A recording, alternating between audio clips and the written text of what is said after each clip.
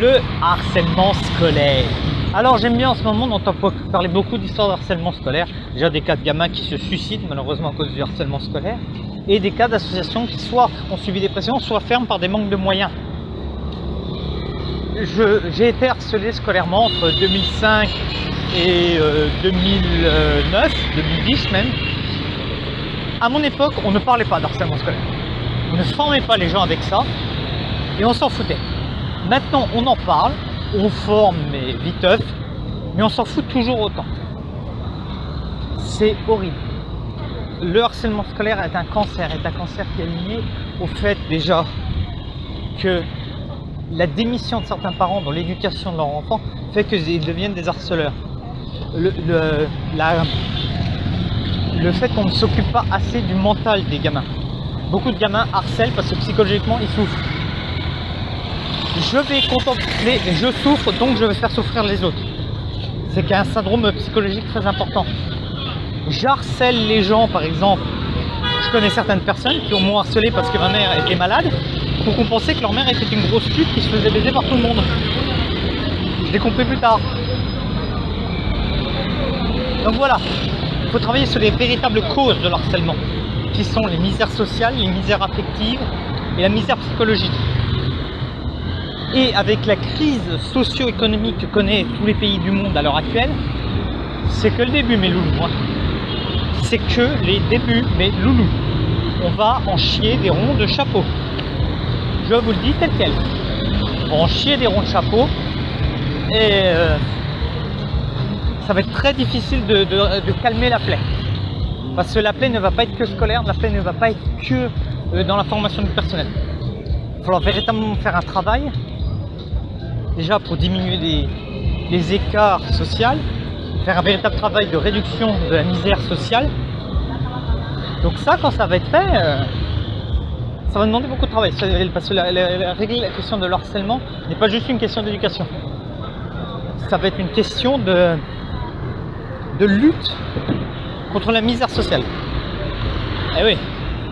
Est-ce que tu entends parler, est-ce que tu entendais parler d'harcèlement en Scandinavie? Non, parce qu'ils n'ont pas de crise sociale. Est-ce que tu entends parler de harcèlement scolaire, je parle, au Japon? Il y a une autre forme d'harcèlement qui est liée à la misère sociétale, mais qui est plus la misère du mec qui baisse pas, tu vois. Donc ouais, il y a véritablement un travail, et ça va véritablement être des causes sociales, autant sociales, sanitaires, économiques que éducationnelles. Voilà vraiment le travail, et voilà vraiment le problème qu'il y a. Et le problème, c'est que vu l'état de notre pays, vu l'état de nos pays, vu l'état de nos sociétés, on n'en va pas au devant, hein. On en va même, c'est que le début. Hein. On va se retrouver avec une génération de gamins qui harcèlent autant qu'ils vont être harcelés. Avec un gouvernement qui va pas vouloir mettre les mains dedans, parce que mettre les mains dedans, c'est vouloir se mettre le nez dans des vrais problèmes. Et pas des fausses polémiques ou des faux semblants. Hein. C'est pendant qu'on emmerde certains élèves sur la baya, on ne travaille pas sur les misères sociales. Hein. Voilà, hein. On travaille toujours la conséquence et pas la cause. Ah, l'islam et la France. Alors, la France a actuellement beaucoup de débats sur l'islam. Alors en gros, pour résumer un petit peu la situation de l'islam en France, c'est-à-dire que le nombre de croyants à cette religion a profondément augmenté ces 50 dernières années, lié à une augmentation massive de l'immigration et une augmentation massive de sa natalité. Et ouais, on a fait venir des Algériens et les mecs ont eu à chaque fois entre 3 et 6 enfants. Donc à un moment, c'est que FD ça pousse. Et lié aussi au fait qu'il y a eu beaucoup de conversions pour la simple et bonne raison que l'Église catholique a raté sa mue avec Vatican II et que ça a gêné dans les entournures. Donc, alors actuellement, il y a 3 écoles de pensée. On a l'extrême gauche qui se sert de l'islam pour son combat contre les blancs, contre le petit blanc, et puis par totalement méconnaissance de l'islam et par pur calcul politicien. Voilà, on va aller emmerder le facho en sollicitant le mahométan. On a l'extrême droite qui met tous les maux de la France sur elle, et on a une sorte de centre-gauche, centre-droit qui navigue selon ses besoins. Macron en gros.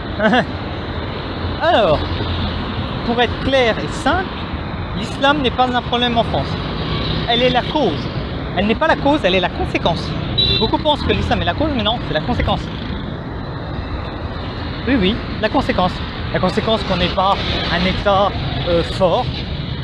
La conséquence qu'on n'ait pas d'autres communautés religieuses qui ont arrivé à s'imposer, mais ou qui sont dans le très confidentiel. Hein, le catholicisme et le judaïsme sont quelque chose de très confidentiel. Hein. La seule concurrence que l'islam a au niveau religieux, c'est les athées. Hein. C'est ceux qui s'en battent les couilles. Et puis, vous ne pouvez pas vous plaindre que les mosquées, les imams aient pris du pouvoir dans certaines zones. Vous êtes barrés, vous n'avez pas eu les couilles d'imposer votre autorité. Et ouais, dans un endroit où il y a un maire fort, une structure politique forte, eh ben il n'y a pas de souci de religion, ça reste à la maison. L'autre souci, c'est que la définition en tant que telle de la laïcité a été faite en 1905, mais contre le catholicisme. C'est pas une laïcité, voilà, c'est une laïcité incomplète. Voilà, il fallait combattre le curaillon parce que le curaillon était royaliste et pouvait influencer et pouvait être contre la République naissante. Donc déjà, faut pas oublier aussi que si c'est pas l'islam, c'est autre chose qui poserait problème dans nos écoles, dans nos quartiers, dans nos rapports entre les hommes et les femmes. Parce que l'État ne fonctionne plus, l'État français ne fonctionne plus. Elle n'a plus l'autorité, elle ne manie plus les outils régaliens, notamment la monnaie et la frontière. Elle ne gère plus sa politique étrangère parce que c'est l'Union européenne qui la gère. Voilà. Faut à un moment, va falloir prôner un petit peu, pour régler le problème, une technique un peu à la russe. Hein. C'est-à-dire, bon, vous pouvez être ce que vous voulez, mais en premier vous êtes russe. Et ben, il faudra faire la même chose. Chose qu'on ne fera pas par manque de couilles ou par manque d'audace. Donc voilà, il y a beaucoup de critiques sur l'islam.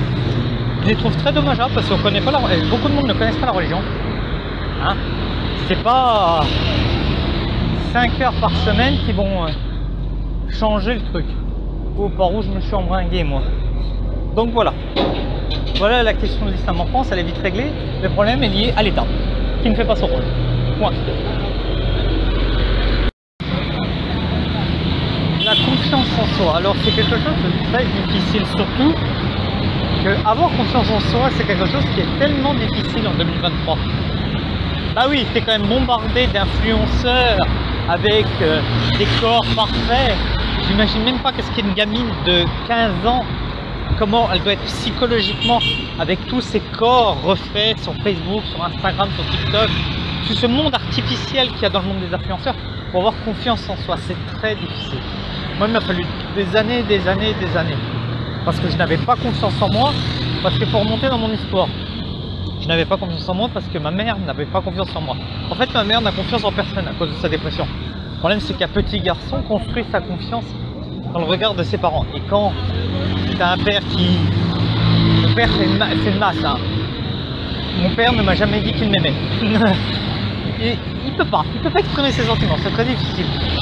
Et une mère qui n'a pas confiance en soi, et pas confiance en toi, c'est très difficile de construire sa confiance en soi. En plus, t'es destructeur, tu subis du harcèlement scolaire. Bon voilà, le tout combiné, c'est une catastrophe. C'est une véritable catastrophe pour la confiance. J'ai construit ma confiance en moi en partant en Afrique en 2014, où j'ai remarqué que j'ai trouvé être capable de choses. La réussite dans mes études a conforté cette confiance en soi et elle a pris un violent coup dans la gueule quand je suis revenu en Afrique parce que ça s'est mal passé. Parce que tout ce que j'ai entrepris, je l'ai échoué et que je suis pas dans un moule où on met confiance en moi. Mais j'arrive quand même à avoir encore une certaine confiance en moi en essayant de concentrer, de rationaliser mes besoins et en essayant de me calmer au maximum. C'est-à-dire en restant concentré sur moi, concentré sur mes objectifs. En me concentrant en me disant, voilà, mes objectifs c'est ça, mes capacités c'est ça, je peux y arriver. Ça demande un véritable travail, un véritable effort. C'est pas une confiance naturelle et pleine. Déjà, je suis quelqu'un qui doute énormément. Je suis un pessimiste. Parce que j'ai bien compris dans le monde néfaste dans lequel je suis, Donc voilà, je suis très pessimiste. Ça n'aide pas.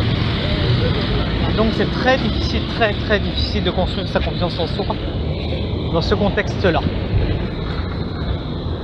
Mais ouais, par la concentration, en me rappelant que je peux faire les choses, que j'en ai les capacités. Voilà, quand tu doutes, tu te dis bon attends, je doute, ok. Allez, qu'est-ce que je peux faire?